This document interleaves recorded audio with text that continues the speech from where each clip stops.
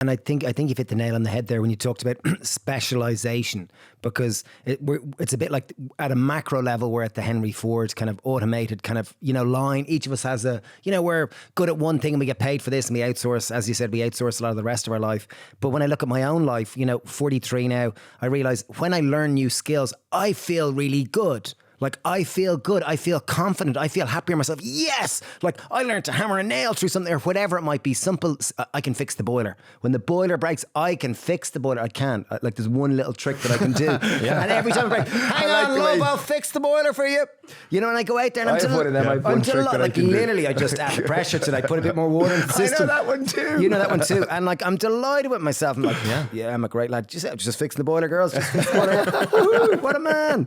And, like, but it's those, if you can have that at scale, like, as in, like, learning, like, building more than a shelf, building a wall and building a house, because building, essentially, in my experience, is a repetitive skill done lots of times that you like once you learn with a plan behind it. Yeah, you need someone to go under, but a lot of it is the same thing over and over again. And it's hard work. Like, it's hard work.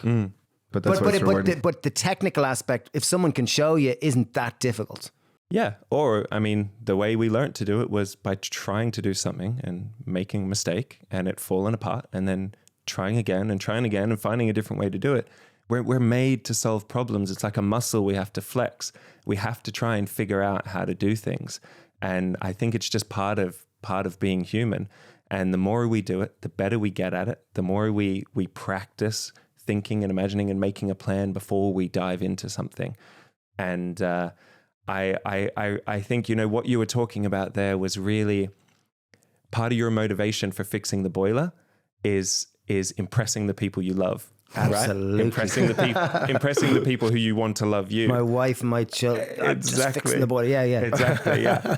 And that's a really powerful tool. That makes us do all kinds of crazy things. If we can use that influence and that tool to make us do things that are really good for us, good for the people around us, good for our community. If we can use that motivation to tick those things off, and then if you can learn to do it without there needing to be someone else there. If you can learn to build shelter because you deserve shelter, you deserve to know this thing, and it's absolutely what you were made to do. It's why humans are still here. We eat, we procreate, we build shelter. Just like you said, that's in essence, that's the whole existence that keeps us alive. That's like the very base needs. And then the family comes in like a little bit further up. This is in like Maslow's hierarchy of needs, right?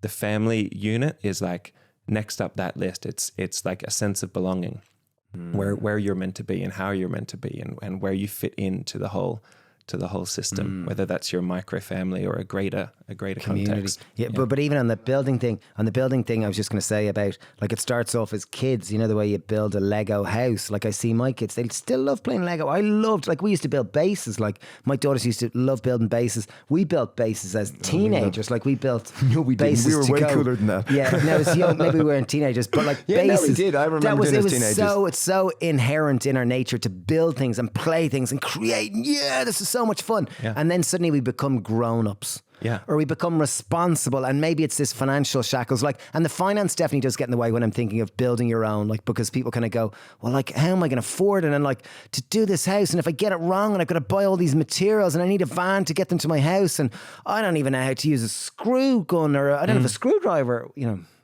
rant over.